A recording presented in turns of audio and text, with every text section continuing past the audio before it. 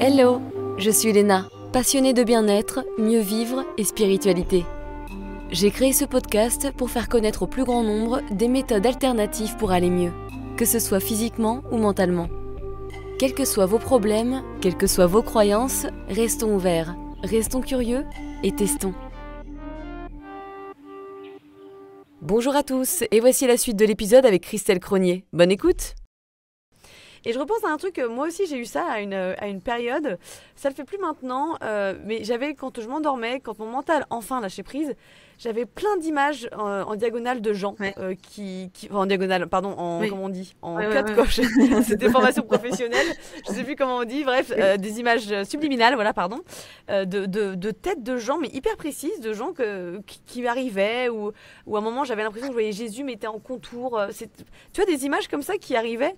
Alors c'est peut-être parce que juste le mental lâche prise et puis voilà, il se connecte peut-être à d'autres choses sans que ça soit un truc forcément spirituel, mais je crois que toi ça t'est arrivé ça aussi pas mal de fois, non? Ou c'est des téléchargements, comme tu dis. Ouais, peut-être, parce que c'est vrai que, tu vois, quand j'ai commencé à m'ouvrir à mon chemin, je me souviens quand je fermais les yeux, il se passait des choses dans mes yeux, ça bougeait vachement. Je me suis dit, c'est bizarre. Dans les oreilles, t'as pas eu ça? Et aussi, c'est... Dans les oreilles aussi, t'as pas eu ça? Des fois, tu sais, les oreilles qui se bouchent, ou alors tu as des sifflements dans les oreilles, ou trucs comme ça. Ça m'est beaucoup arrivé avant, tu vois. Ça m'est beaucoup arrivé, en fait, avant d'avoir ce qu'on appelle la clairaudience. Ouais. Moi, j'ai l'impression que si j'ai un des dons, entre guillemets, qui est un peu plus développé, c'est... Je sais que je sais, en fait. Je sais pas comment, mais je le sais. Je pense que c'est ça. Moi, j'entends pas ou... Mais j'ai l'impression que c'est ça. Après, voilà. Mais tu vois, il y a des choses, oui. Donc, toi aussi, tu as ça. Mais toi, tu as plusieurs trucs, de toute façon. C'est un mélange de tout, Moi, en fait. je te dis, c'est... En fait, j'ai été, enfin je suis toujours d'ailleurs, ce qu'on appelle une enfant zèbre, tu sais, ou HPI. Et quand tu es HPI, tu te prends en fait puissance 400 des choses sur le plan émotionnel. C'est-à-dire que des choses qui arrivent, voilà, tu vois, quand tu es ultra sensible, des choses qui arrivent et que pour quelqu'un, il va se le prendre puissance 2%, quoi. Toi, c'est 400%. Donc, il faut apprendre à dompter ça. Et le côté enfant zèbre, c'est être toujours sur plein de choses en même temps. Et j'ai toujours fait ça toute ma vie, c'est-à-dire que, franchement, au début, j'ai cru que c'était une maladie, quoi. Enfin, pas une maladie, mais une tare. Ouais, je comprends. C'est-à-dire que je me disais, pourquoi est-ce que les gens arrivent à prendre un projet A comme ça et à le monter, voilà, jusqu'à la fin. Ensuite, ils passent à un autre projet, etc. Moi, j'y arrivais pas. C'est pas que j'arrivais pas à monter les projets, j'arrive à monter les projets, mais en fait, j'ai plein de trucs, en parallèle, et je les monte tous en même temps comme ça. Et puis alors, tout à coup, ce truc-là va m'ouvrir une autre idée avec plein d'autres trucs autour. C'est pareil, mais oui. En fait, c'est ce qu'on appelle... C'est chiant, c'est un peu frustrant des fois, parce que tu dis, mais j'avance pas comme les autres. Sûr. Alors qu'en fait, bah oui, t'as plein d'idées, quoi. T'as plein de choses à faire. Et en fait, c'est ce qu'on appelle la pensée en arborescence. Et j'ai compris, mais bien plus tard, parce que en discutant avec plein de scientifiques, etc., que au final, c'est une qualité d'avoir ça, parce que ça te permet de gérer plein de choses en parallèle, et voilà. Donc, est-ce que c'est, sachant ça, que au final, c'est pareil avec l'invisible, on m'a montré plein de choses, tu vois, différentes, et que, ben voilà, on m'a donné... j'ai attrapé la clairaudience, la clairvoyance, la clairsentience, etc. Tout ça, parce que j'ai toute une artillerie en fait on va dire d'outils aujourd'hui, mais c'est peut-être à cause de ça, et en tout cas finalement je trouve que c'est très utile, parce que tu vois, peut-être des fois avant d'avoir une réunion importante dans le boulot avec quelqu'un, je me concentre sur la personne, et c'est comme si je ressentais que, tu vois, je sais que je sais, en fait, c'est comme tu dis, et tout à coup le rendez-vous va se passer peut-être vraiment bien, parce que je vais savoir comment parler, sur quel ton, avec telle personne qui peut être très différente de moi. Et d'ailleurs, c'est souvent des personnes très différentes de moi. C'est ironique, là j'ai un sifflement dans l'oreille gauche à fond. Je sais pas, coïncidence. Attends, oreille gauche.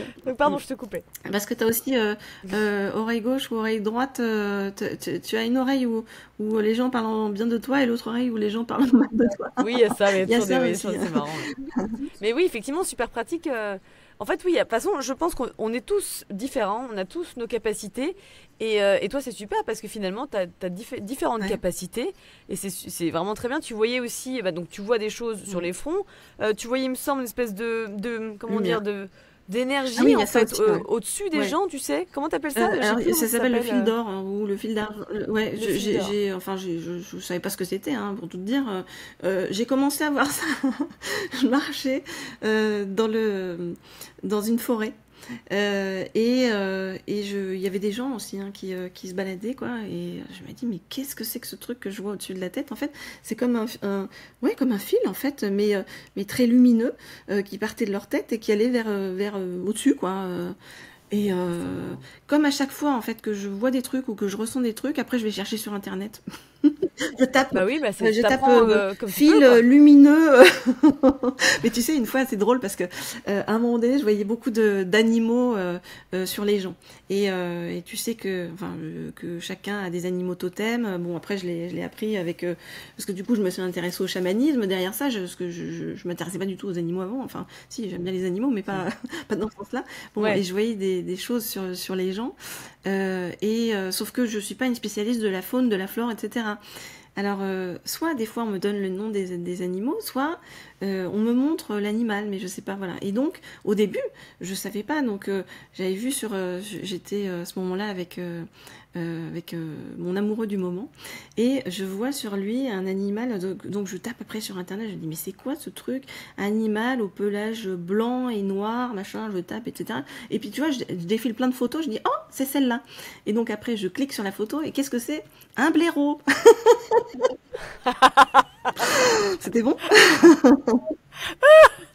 Ah, c'est rigolo. C'était un signe, donc C'est ça. casse-toi. Ah, c'est D'ailleurs, rigolo. je me suis cassée. Ah, c'est marrant, hein. Pour te dire qu'on Mais parle avec ouais, non, des choses c'est. aussi, c'est drôle, quoi. Ce qui est marrant, c'est que moi, Ouais. je suis pas quelqu'un de très ludique. Enfin, tu sais, j'ai jamais trop aimé tous les jeux, que ce soit les jeux vidéo, machin, etc. J'ai eu une enfance où c'est pas que c'est marrant parce que c'est d'ailleurs c'est différent de ma personnalité parce que je suis quelqu'un d'assez optimiste, etc. Tout ça, mais j'ai eu une enfance assez pas très lumineuse, quoi, en fait. Et donc, en fait, j'ai jamais apprécié de jouer, etc. Tout ça parce que je comprenais déjà énormément de trucs sur le monde et qui faisait que ça me maintenait dans un truc voilà. Sauf que là, enfin, je vais dire là-haut, les guides ou alors je ne sais qui, on m'a envoyé pendant un moment aussi que des trucs genre sous forme de rébus, tu vois. Je voyais, comme je te dis, je voyais des animaux, je voyais des plantes sur la personne, des arbres, des chiffres, enfin voilà. Donc c'était un petit rébus symbolique qu'il fallait déchiffrer. Ou Ouais. après, à un moment donné, on m'envoyait des haïkus. Tu sais, les haïkus, c'est des poèmes en 3 lignes, là. Et Ah je oui. sais très bien que j'aurais pas pu sortir ça de mon esprit parce que comment est-ce que j'aurais pu dire aussi vite, en fait, trouver aussi vite des rimes et des trucs qui marchent super bien entre eux. Donc, Ouais, ouais, ou alors, ouais. à un moment donné, on parlait aussi en vieux français. Enfin, j'ai l'impression qu'on s'est foutu un peu de ma gueule dans l'enseignement, tu sais. Ils se sont amusés, ils faisaient leur soirée. Tiens, allez, vas-y, on va encore Ils prendre la disaient, ah, ça cocotte, y là. est, bon, ça y est, on a accès à elle, donc voilà, on va se marier. Oui, c'est Allez-y, les clair. potes, on va se marier. Ouais. Ah, c'est marrant, ouais. Mais on en rigole, hein, mais mine de rien, c'est quand même pas facile, effectivement, déjà de décoder tous les symboles qui nous sont envoyés. Et aussi, quand on reçoit des messages que l'on veut transmettre avec amour à notre entourage, ou alors que ce soit donc des amis, de la famille, mais même des gens avec qui, par exemple, tu avais fait des stages, des collègues, pour se prendre des fois littéralement des claques dans la gueule. Enfin, excuse-moi du terme, mais c'est vrai, hein, je pense à Magali, la personne avec qui tu as fait un stage des annales akashiques, ou encore ton Ouais. ami Pierre. Difficile de savoir si on peut transmettre un message. Qu'est-ce qui s'est passé avec eux? C'est là où j'ai appris en effet que, tu sais, c'est encore cette histoire, je pense, de niveau d'âme. C'est-à-dire que euh, à chaque fois, je donne l'exemple le niveau d'âme, en fait, peut-être le plus bas, tu es en CP, et puis imaginons que toi, tu sois en terminale parce que tu as vécu plein de trucs, appris plein de trucs, Ouais. etc. Si tu ne prends pas, je pense, n'adoptes pas le vocabulaire, en fait, et si tu te mets pas dans le monde de celui qui est en CP, il va rien comprendre si tu es en terminale et que tu lui dis un truc, quoi. Donc, je pense que c'est ce qui s'est passé quand j'ai commencé à leur dire des choses par rapport à des ressentis que j'avais eu sur eux. Et donc, cette fille que je ne connaissais pas, hein, que j'ai fait en effet un stage avec elle, avec d'autres filles, on nous demandait au cours de ce stage de nous concentrer sur la personne et de nous relier en effet à la bibliothèque akashique pour voir des choses sur la personne, etc. Et cette fille-là, je lui ai dit, alors que moi je vois souvent, la plupart du temps, des trucs positifs sur les gens, hein, bon. Mais là je voyais un homme assez très négatif en fait sur elle, avec une sale gueule, qui était vraiment comme s'il voulait la happer, enfin un truc pas bien. J'ai vu qu'il était basané. Et alors elle me pose des questions, la fille, elle me dit mais basané comment, je lui dis basané, je dirais qu'il vient de la Réunion, tu vois, je sais pas pourquoi j'ai dit ça au pif. Bon. Et il se trouve que elle me dit bon très bien machin et tout, elle me dit rien, tu vois. Bon. J'ai appris beaucoup plus tard que cette fille-là, en fait, elle avait été violée par un gars à La Réunion où elle habitait à l'époque, et que depuis, elle n'arrivait plus à avoir d'enfants. Bon. Donc pas très drôle. Mais quand je lui ai dit, mais t'inquiète pas, moi qui suis pas quelqu'un de violent, j'arrêtais pas de dire au gars, casse-toi. Et, ouais, tu l'as protégé un peu, quoi. Vraiment, et donc je lui dis, t'inquiète pas, il est parti. Bon. Et cette fille-là, elle me contacte via les réseaux sociaux. Bon, elle m'envoie un message et tout, je me dis tiens, je veux qu'on reste en contact, j'ouvre le truc, oui, que là, je sais plus ce qu'elle me disait, que j'ai mis un serpent sur ta tête, et dorénavant, en gros, ça m'entraînait que des merdes, etc. Nanana. Comme une malédiction, ouais, c'est ça, tu sais, genre la magie noire, c'est quoi ces tarés? Ouais. Alors moi, tu vois... C'est trop bizarre qu'elle se soit sentie attaquée par toi, enfin, c'est bizarre. C'est pour te dire qu'en fait... Ou alors elle était possédée et puis... je sais pas, en fait. Je pense qu'il y a des gens à qui tu peux pas tout dire. Donc maintenant, je fais attention, j'essaie de ressentir en fait jusqu'où la personne peut aller, peut comprendre, peut être en état de... Là, je me suis dit, je me suis plantée, j'aurais pas dû lui dire peut-être ça. Voilà, en tout cas, j'ai très peur, comme je te dis, parce que j'ai ce côté rationnel, j'ai très peur. Alors oui, à l'invisible, ça, ok, parce que j'ai compris que je pouvais pas faire autrement que d'être dans cette ouverture, mais par contre, j'ai très peur des gens comme ça qui selon moi, dépassent les limites. Enfin oui, ils dépassent les limites, ça c'est sûr, mais les limites, je dirais, de la rationalité, et qui sont plus du côté de la folie, ou voilà, moi, Ouais, ou qui t'engueule derrière, ou alors que toi ça partait d'un bon sentiment. Après qui t'engueule, ça c'est limite encore Thérèse, mais tu vois qui te font des trucs comme ça complètement barrés, là tu te dis dans quel truc je me suis embarquée, quoi, en fait. Hein. Et j'en ai croisé quelques-uns dans les stages, tu vois. Tu sais, il y a des gens, enfin tu as dû en croiser aussi, hein, qui se disent être dans le développement personnel, etc. Et puis en fait c'est les pires, quoi. Tu trouves les pires, hein. Tu trouves les pires, avec des égos de tarés. Ah non, mais l'impression que c'est des superstars aussi. Non, mais il y a des trucs des fois. Exactement. Ouais. Et c'est drôle, j'ai une copine qui travaille dans l'humanitaire qui m'a dit que c'était pareil dans l'humanitaire. Mais il y en a partout. Okay. En fait, il y en a partout. C'est normal. En fait, on est tous venus s'incarner dans plein de métiers différents, et il y a des gens bien partout et des gens plus compliqué, on va dire, partout. Avant, je disais c'est des cons, mais je le dis plus parce que j'ai compris que voilà, ils n'avaient pas vécu assez de vie, pas pris assez de trucs dans la tête, donc on se retrouve bientôt quand vous aurez. Prions pour lui. Mais c'est marrant, parce que du coup, tu as testé tout, tu as fait plein de stages, tu as appris plein de choses, en fait, et c'est l'univers qui t'a ouvert des portes là, pas là. Enfin, tu vois, c'est vraiment un petit peu ça. J'ai fait des stages parce qu'il m'arrivait des trucs, donc du coup, je voulais comprendre, quoi. Derrière, je dis, est-ce qu'il y a des trucs... Moi, je cherchais sur Internet, est-ce qu'il y a des trucs qui correspondent à ce que je viens de vivre? Et c'est pour ça qu'avec ce bouquin, tu vois, je me suis dit, ça va simplifier la vie de certaines personnes, parce que j'aurais fait les recherches avant. Et je pourrais les parles aiguiller, de tout, tu nous files des clés aussi. Oui, c'est ça. Ouais. Ouais. Et tu parles notamment des sorties astrales, et ça j'aime bien parce que moi j'ai fait des sorties astrales. Ça m'est arrivé vraiment par hasard, j'en parle ouvertement dans mon podcast. Et j'ai vu, pareil, ce qui est assez étonnant parce que moi c'est un peu un mélange, j'ai pas de mots. J'ai vu la lumière blanche aussi, alors il y avait personne, mais j'ai vu cette lumière blanche, j'ai l'impression que je pouvais voir à 180 degrés, enfin c'était impressionnant. Effectivement, elle était très, on va dire saturée, mais pas éblouissante. Et mes mains et mes pieds étaient attirés vers cette lumière, et en fait après moi, ou c'était avant, je sais plus, il faudrait que je réécoute mon épisode parce que je l'avais enregistré pour le coup, j'étais passée en fait dans des sortes de dimensions, c'était vraiment que du ressenti, et après j'ai vu de la géométrie sacrée. Voilà, moi aussi. De quoi? Pareil. Et je savais pas ce que c'était. Moi, Exactement pareil. j'étais pas du tout dans ce Mais monde. exactement pareil. Moi, la géométrie sacrée, parce qu'on appelle la géométrie sacrée, je savais pas non plus à l'époque. Ouais. Je voyais des figures et tout machin. J'ai dit, oh, c'est joli et tout machin. Et après, quand je suis entre guillemets revenue, j'ai cherché sur internet, quoi. Donc je cherchais, j'en sais rien, étoile à 5 branches, qu'est-ce que c'est? Enfin, tu vois, des trucs. Et puis, donc, je me suis rendu compte qu'en effet, la géométrie sacrée, ça venait donc de Platon, de Pythagore, etc. Tout ça. Et on dit que c'est finalement ce qui est à l'origine de la création du monde, et que on peut déchiffrer en fait n'importe quoi, hein, cette table, ce micro, ce rideau, etc., qui est tous formés d'énergie. En fait, tout est formé à partir de la géométrie sacrée.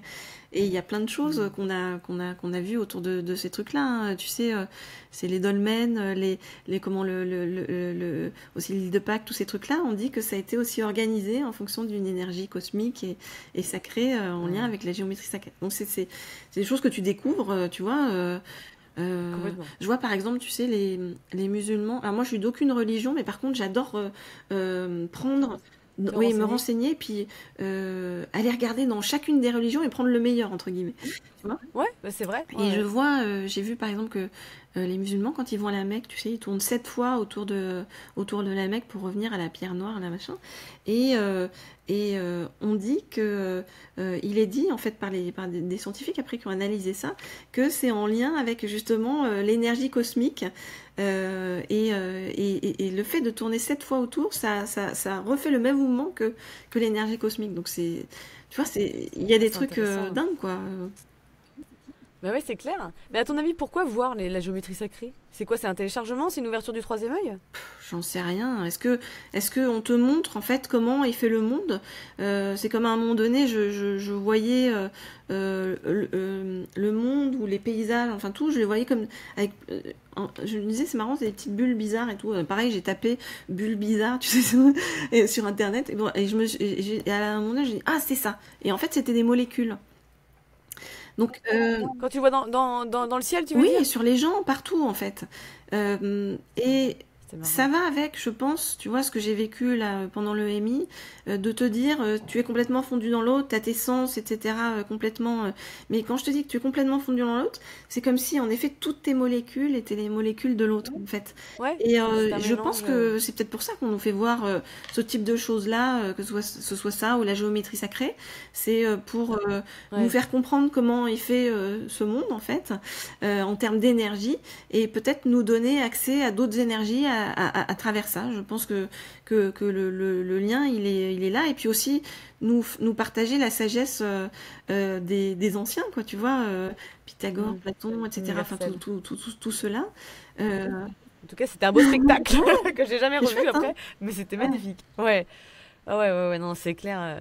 Mais c'est marrant, hein, l'univers, en fait. Donc, il nous fait, quand on s'ouvre, hein, mais c'est pas tout pareil, ou on a tous des expériences différentes, mais donc quand on s'ouvre un chemin spirituel, c'est cool. Mais en même temps, il nous file des trucs, et après, on sait pas ce qui se passe, tu sais, on sait pas comment l'expliquer. Ah oui. On voit par exemple des séries de Ah oui. chiffres, des synchronicités, mais c'est pas évident d'en comprendre le sens. Comment toi, enfin, quel conseil tu pourrais nous donner pour ceux qui voient les mêmes signes, les mêmes, tu vois, ou les mêmes Alors ça, chiffres?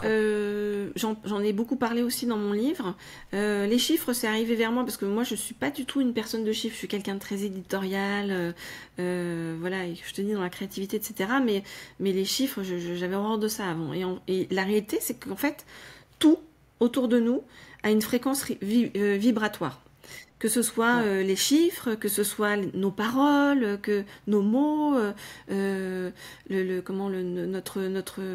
choses qu'on voit. Enfin bon, j'entends les choses qu'on voit, la beauté du monde en fait autour de nous. Et en ce qui concerne les chiffres, alors il y a plusieurs choses. Et chaque chiffre a sa symbolique. Donc si tu as un chiffre qui revient souvent dans ta vie, va regarder. Hein, tu tapes sur internet symbolique du chiffre 8 par exemple, et ça va être en lien avec quelque chose que tu as besoin de travailler dans le moment peut-être, ou voilà.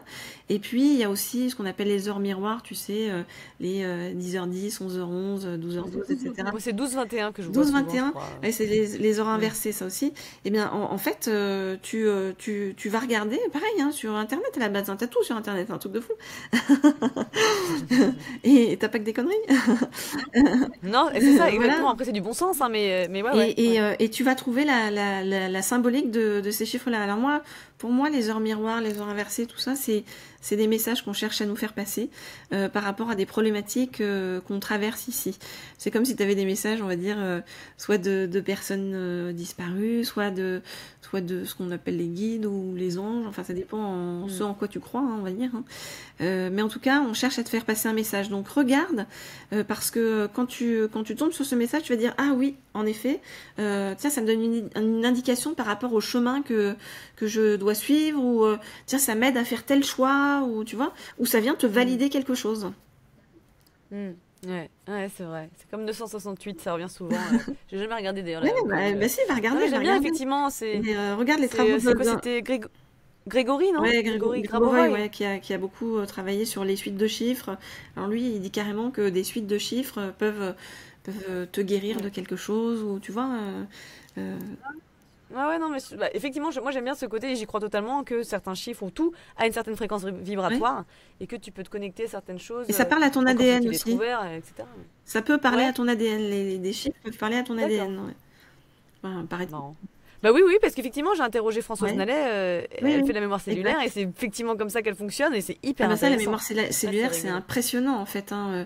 Ça, la mémoire cellulaire, tu peux la réveiller, tu la réveilles d'ailleurs par des mots, par des situations que tu vis, qui sont des situations répétitives, hein, qui peuvent être des situations que tu as vécues dans des vies antérieures, ou qui sont liées à tes ancêtres, ou voilà. Et c'est fou à quel point en fait tu peux réveiller justement cette mémoire cellulaire. Je vois beaucoup de ce que je considère être comme des vies antérieures, parce qu'on me dit que c'est des vies antérieures, donc c'est pour ça que je te répercute que ce sont des vies antérieures en fait sur les gens. Et souvent je vois sur une personne une vie antérieure en particulier, une ou deux, et ces vies antérieures là sont, de ce que j'ai compris, censées t'aider en fait dans ton vécu actuel. Et quand au début j'en parlais pas aux gens, parce que je me suis dit bon, ça y est, on va encore me dire que je suis perchée. Mais pas si perché quand même. Mais lorsque j'en ai parlé aux gens, derrière ça a pu réveiller, tu vois, pour beaucoup leur mémoire cellulaire. Donc derrière ils ont pu me dire j'ai hyper mal par exemple au dos, ou alors j'ai hyper mal au genou, ou machin, etc. Ils avaient ça pendant 3-4 jours, une semaine, et après ça partait. Mais c'est comme si on avait réussi à évacuer quelque chose en eux, si tu veux, qui était quelque chose de douloureux, voilà, et qui était réveillé par ça, par le fait de parler de ta vie antérieure, ou de messages de tes ancêtres, entre guillemets.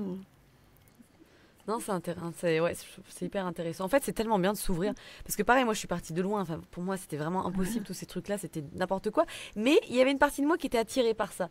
Et au fur et à mesure que tu t'ouvres, comme tu dis, en fait, t'écoutes un podcast qui va t'emmener à lire un livre. Ensuite, tu vas faire un programme. Ou t'es comme guidé, en et fait. ça t'ouvre des choses. Ah ouais, t'es vraiment guidé. Quand tu t'ouvres à ça, ça y est, l'univers, il dit enfin, oui, on y va, on peut parler. Capté, c'est bon. Ouais, petit à petit, ça se fait dans la subtilité, c'est pas évident tous les jours, mais c'est aussi notre chemin d'évolution. Et c'est marrant. Et d'ailleurs, parlons un petit peu de ce que tu avais évoqué tout à l'heure, à propos des personnes connues. Tu te mets en contact avec ces personnes connues, donc il y a toute une liste de gens célèbres. Moi, ça m'a fait rire. On a Nelson Mandela, tant qu'à faire.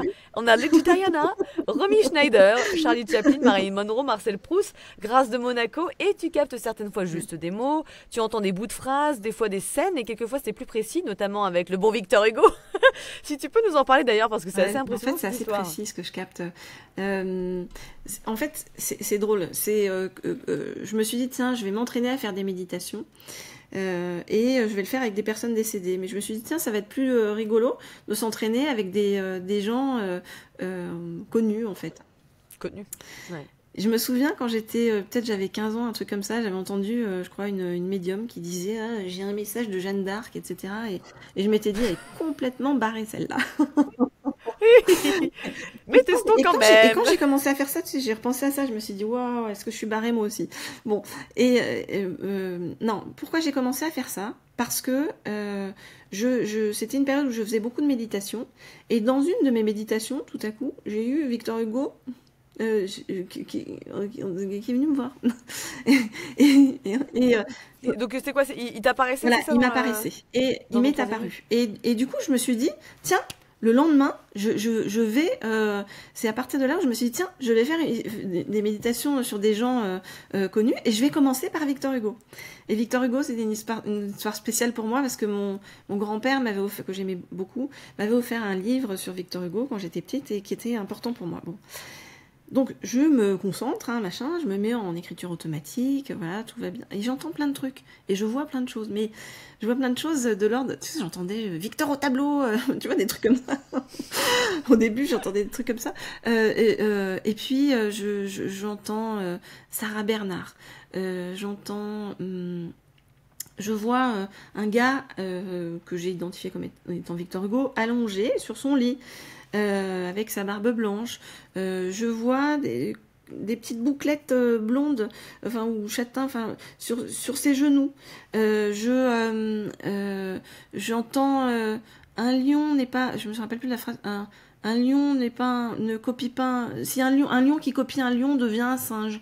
Tu vois, j'entends des trucs comme ça. Et puis j'entendais tout le temps Amélia, Amélia, Amélia, Amélia. Bon. Moi, tranquille, je finis ma méditation, etc. Je reprends mon papier. Je me dis, tiens, je vais vérifier sur Internet. Oui, parce que tu Bien savais sûr que pas. non. C'est que des trucs que je ne connaissais pas. Mais non, parce que je suis quelqu'un quand même qui est un peu cultivé.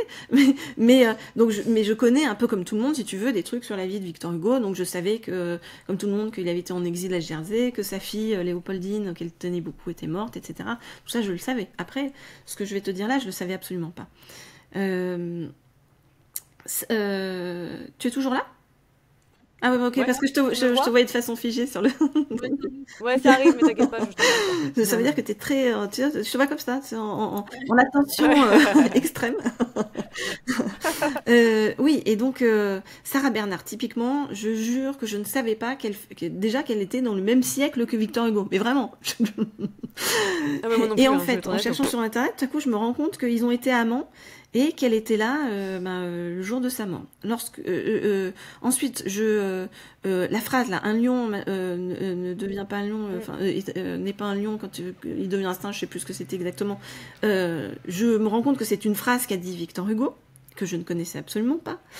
Qu'est-ce que j'ai vu? J'ai vu qu'il avait très peur à l'école parce que il était dans ses écrits, en fait, il rapporte qu'il avait horreur de ça, enfin que les maths lui faisaient peur, enfin machin, que les profs lui faisaient peur, etc. Bon, voilà. Et le truc qui m'a fait le plus flipper, c'est le Amélia, Amélia, Amélia, parce qu'en fait, je me suis rendu compte, et ça, c'est vraiment un truc que je jure que je ne le savais pas. En fait, Victor Hugo, en son époque, en fait, a fait des tables tournantes pour essayer de communiquer avec sa fille. Et quand il voulait communiquer avec sa fille, eh bien, à chaque fois qu'il lui répondait, un esprit qui s'appelait Amélia. Ah, je peux dire que j'ai eu une peur, mais terrible. J'ai laissé la lumière allumée, tu entends ou pas? Il y a une espèce de sonnerie de pompier pour dire attention, danger. Vraiment, j'ai eu extrêmement peur. Et le lendemain, je regarde sur Twitter, moi j'étais X maintenant, je regardais en fait les réseaux sociaux. Et qu'est-ce que je vois? Je vois un ami à moi qui a mis une couverture de journal de l'époque, avec exactement la photo que j'ai vue dans ma tête, donc de Victor Hugo allongé, et visiblement donc c'était Victor Hugo sur son lit de mort. Et il avait mis ce journal-là. Pourquoi? Parce que je crois que c'était le bicentenaire de la mort de Victor Hugo ou un truc comme ça. Donc pourquoi est-ce que j'ai fait un truc, tu vois, sur Victor Hugo, juste la veille de cette commémoration, etc. Et ensuite, en faisant plus de recherches là sur Internet sur Victor Hugo, je me suis rendu compte que lui, en son époque, donc il a effectivement essayé de communiquer avec sa fille à travers des tables tournantes, etc.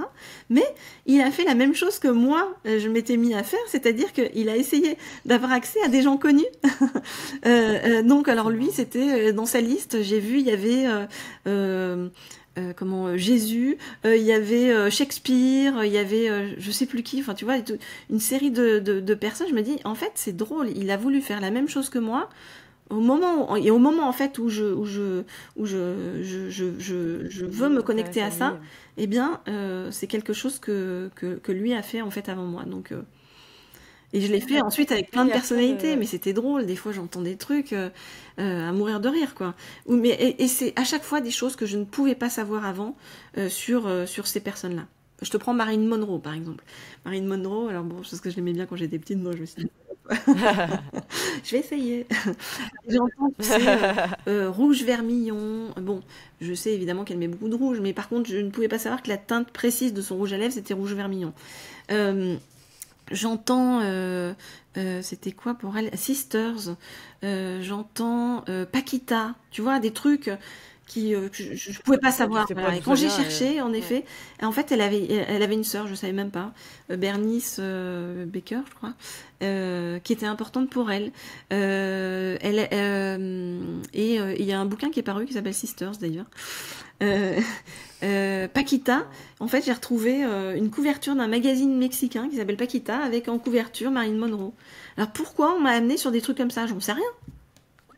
Ouais, c'est ça qui est chiant, hein, c'est que t'as du mal à percevoir les messages. Après, est-ce que c'est pour t'entraîner? Là, je pense que c'était vraiment pour m'entraîner et pour me dire, tu as accès à ce qu'on appelle en effet la bibliothèque akashique. Et tiens, si tu peux aller chercher des infos en fait sur les uns sur les autres. Et ça a été pour moi d'abord assez drôle à faire et en plus super intéressant parce que j'ai appris plein de trucs sur plein de peintres, d'auteurs,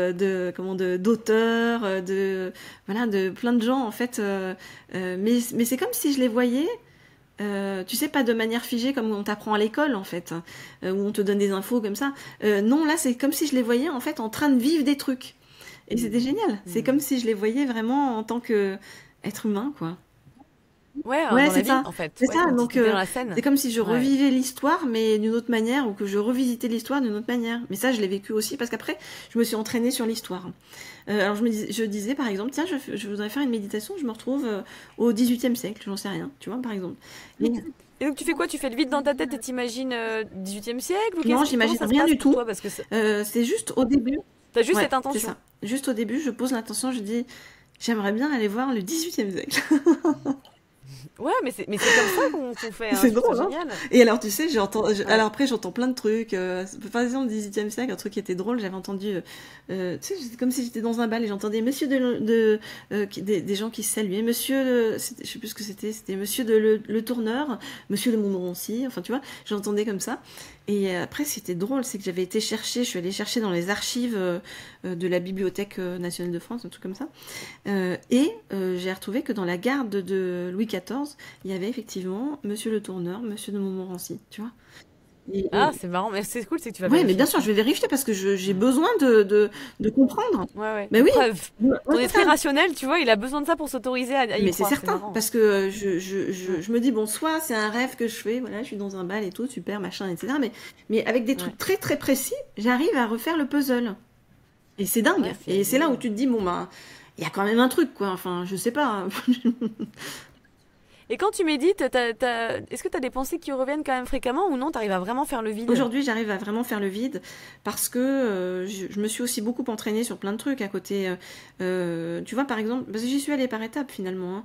Hein. Avant enfin pas avant, mais on va dire parallèlement à l'invisible, j'ai beaucoup travaillé sur tout ce qui est l'optimisme, etc. Comme je t'ai dit, j'ai fait des conférences, mais c'est issu d'un bouquin que j'ai écrit qui s'appelle Le pouvoir de l'optimisme.